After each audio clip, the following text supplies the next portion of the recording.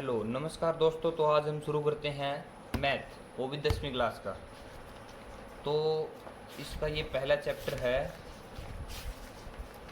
वास्तविक संख्याएं। तो हम आज वास्तविक संख्याओं के बारे में पढ़ेंगे। तो देखिए, यह आता है वास्तविक संख्याएं, चैप्टर नंबर 1। तो इसमें क्या है, संख्याएं बताई गई है। संख्याओं के बारे में तो हम करते हैं डिस्कस।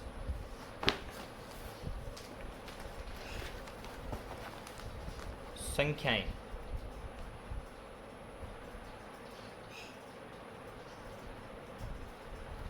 संख्याएं होती हैं दो प्रकार की। वास्तविक संख्याएं जो हमारे चैप्टर में इंक्लूड हैं, और दूसरे नंबर की आती है काल्पनिक, जो आपको अगर आगे आप मैथ पढ़ते हो तो वो उसके अंदर आती हैं। ये लगभग 11th क्लास के मैथ में आती हैं। तो वास्तविक संख्याएं जो हमारे चैप्टर के अंदर हैं, जो हम पढ़ेंगे अभी। काल्पनिक संख्याएं क्या होती हैं? काल्पनिक संख्याएं वो होती हैं जिनका कोई अस्तित्व नहीं होता। जैसे अगर देखें तो x² 2 plus is equal to 0। तो ये x इधर जाएगा तो ये हो जाएगा x² इज इक्वल टू -2। अगर x का मान निकालेंगे तो प्लस माइनस √2। तो माइनस का अंडर रूट नहीं निकलता, जो हम 11th क्लास में पढ़ेंगे आगे, इसलिए हम इसको यहीं पर डिस्क्लोज करते हैं।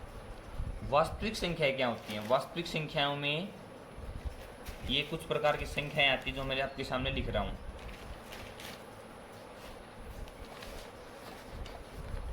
पहले होती हैं प्राकृतिक संख्याएं। प्राकृतिक संख्याएं, प्राकृतिक संख्याओं को हिंदी में इंग्लिश में नेचुरल नंबर कहा जाता है। इनको n से डिनोट किया जाता है, और ये 1 से शुरू होती हैं और इन्फिनाइट होती हैं। इन्फिनाइट होती हैं ये। फिर आती हैं हमारी पूर्ण संख्याएं। पूर्ण संख्याएं जो इन्हें इंग्लिश में वोल नंबर कहा जाता है, ये W से डिनोट की जाती हैं, और ये 1 से शुरू होकर और इन्फिनाइट तक चलती हैं। इन्फिनाइट तक चलती हैं ये। फिर आती है हमारी पूर्णांक, इंटीजर्स। पूर्णांक अनडिफाइंड, माइनस अनडिफाइंड से शुरू होते हैं, और ये अगर बात करूं तो मैं इधर से ये -1, -2 और -3 इधर ये चलाया जाएगा। 1 2 3 4, मतलब इन्फिनाइट, ये कभी ख़त्म नहीं होने वाली होती हैं। ये हो गया इन्फिनाइट। फिर आती हैं प्रीमय संख्याएं।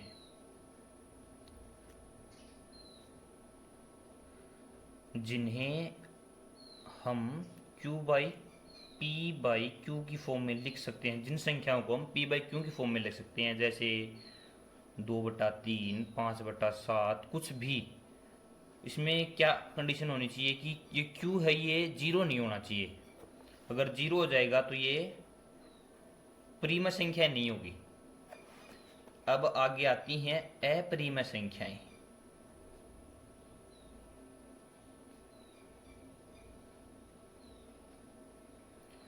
जो प्रीमय संख्याओं का हल नहीं निकलता ना, वो अप्रीमय में चली जाती हैं। जैसे √3, √5, और जिनके ऊपर ये बार लग जाता है, ये जो बार बार रिपीट होती रहती हैं, जैसे 1 0 1 0 1 0, जिनका मतलब कोई हल नहीं निकलता, वो अप्रीमय संख्याएं होती हैं।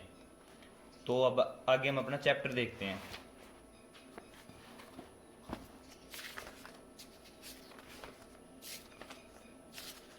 पहले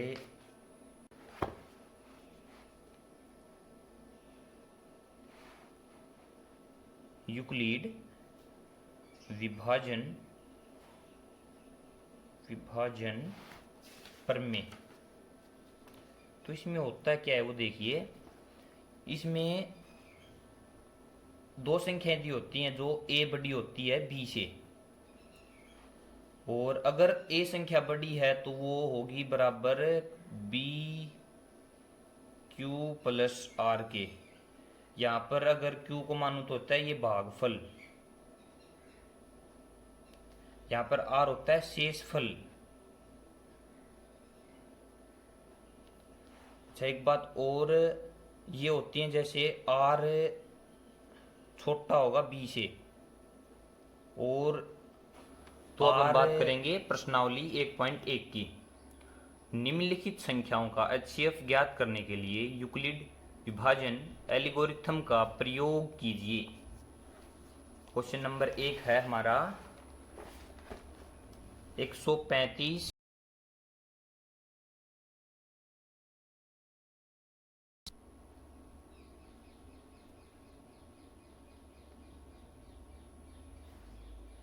सवाल नंबर 1 शुरू करते हैं हम। 135 और 225, तो हम शुरू करते हैं। देखिए आप अगर ये बातें लिख देते हैं तो आपको आते हैं फुल मार्क्स। हमें पास नहीं होना, हमें अच्छे नंबरों से पास होना है, अच्छे नंबर चाहिए हमको, पासिंग मार्क नहीं चाहिए हमको। एल्गोरिथम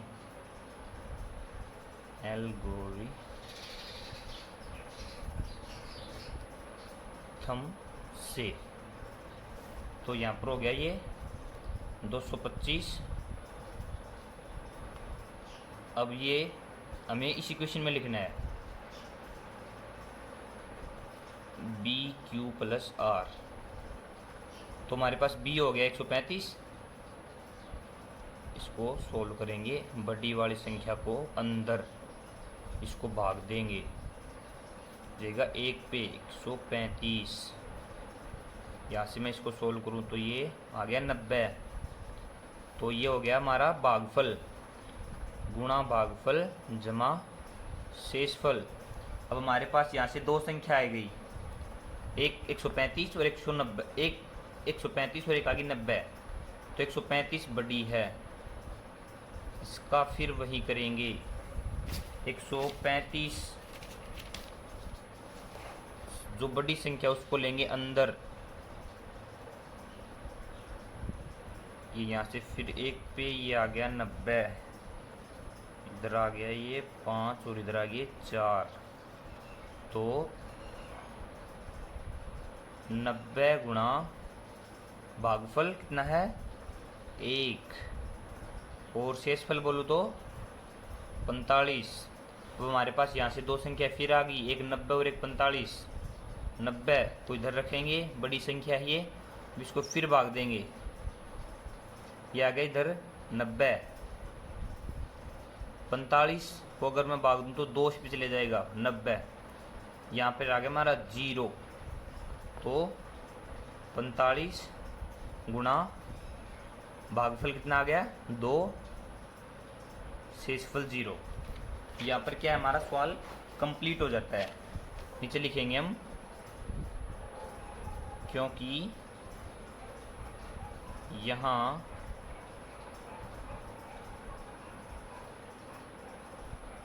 शेषफल शून्य तथा भाजक कितना है 45 है, इसलिए 135 और 225 का क्या निकालना था HCF, तो HCF हो जाएगा कितना आया था 45, ये 45 आया था, तो उत्तर जाएगा इसका 45। अब हम करते हैं दूसरा क्वेश्चन, 196 और 38,220, तो फिर वही तरीका, यूक्लिड विभाजन एल्गोरिथम। इसमें से एग्जाम में क्वेश्चन पक्का आता है। ये हो गया, बड़ी संख्या को आगे लिखेंगे और ये आ जाएगा 196। अब इसको भाग करके देख लेंगे इधर हम। 196 इधर लिखेंगे, 38,220 अंदर लिखेंगे, हो जाएगा 1 पे 196 196। अगर मैं यहाँ से बात करूँ तो आता है 6, 12 में से 6 गए 6, इधर हो गए 7, 7 इधर से कह रही आ गई 17, 17 में से 9 गए तो 8 और 2 में से 1 गया तो 1 आ जाएगा, ये 2 नीचे। अब ये निम्न पे जाएगा, निम्न पे आ जाएगा ये 1764। मैंने ये क्वेश्चन किए हुए हैं और इसलिए मुझे मल्टीप्लाई आती है, आप ये मल्टीप्लाई करके देख लेना। 1764 तो ये आ जाएगा इधर 890। अब इसकी बात करूँ तो जाएगा 5 पे, ये हो गया हमारा कंप्लीट 0, नीचे भागफल 0। अगर भागफल 0 आ जाता है तो हमारा क्वेश्चन कंप्लीट हो जाता है। अब गुणा भाजक कितना है 145, 95 प्लस शेषफल कितना है 0, तो हमारा क्वेश्चन यहीं पर ये सॉल्व हो जाता है। ये बात हम फिर लिखेंगे यहाँ पर, क्योंकि यहाँ शेषफल 0 तथा भाजक कितना है 196 है, इसलिए 196 और 38,220 का HCF कितना हो जाएगा 196। क्वेश्चन नंबर 3, तीसरा प्रश्न क्या है 867 और 255।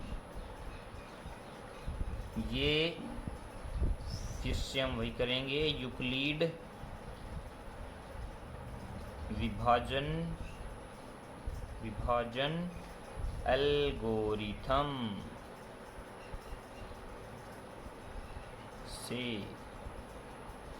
बड़ी संख्या को आगे लिखेंगे, तो 67 बराबर 255। अब इसको भाग करेंगे, इधर बड़ी संख्या को अंदर लिखेंगे, छोटी को इसे भाग देंगे, ये जाएगा 3 पे 3 पे, यह जाएगा 765,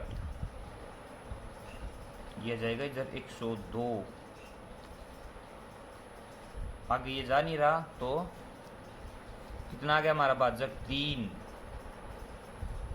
कितने जोड़ दिए जाएंगे इसमें 102।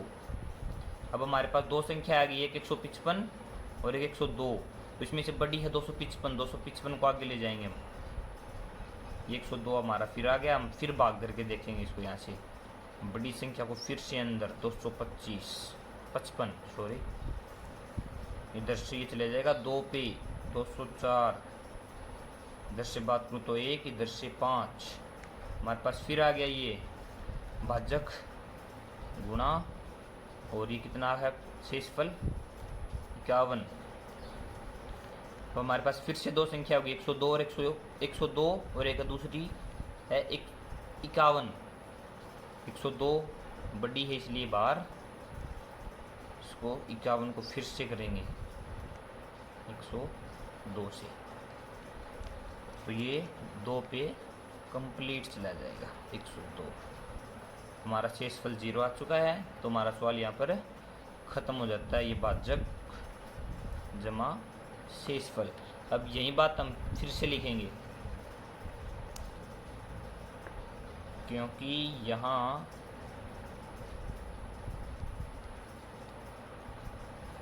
शेषफल 0 तथा भागफल 2 है, भाजक 51, भाजक 51 है, भाजक 51 है, तो इसीलिए 867 और 255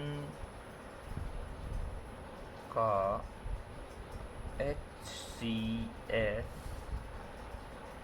51। हमारे यहाँ पर ये देखिए फर्स्ट क्वेश्चन, पहला प्रश्न पूरा हो चुका है। ये तीनों पार्ट मैंने अभी भी करा दिए और ये बचते हैं 1 2 3 4 क्वेश्चन। ये 4 प्रश्न बचते हैं, ये हम कर लेंगे कल। और ये वीडियो अगर आप 2 बार देख लेते हैं तो आपको ये पक्का समझ में आ जाएगा। थोड़ा थोड़ा करके करेंगे, कंप्लीट मैथ मैं आपको सिखाने की गारंटी देता हूँ।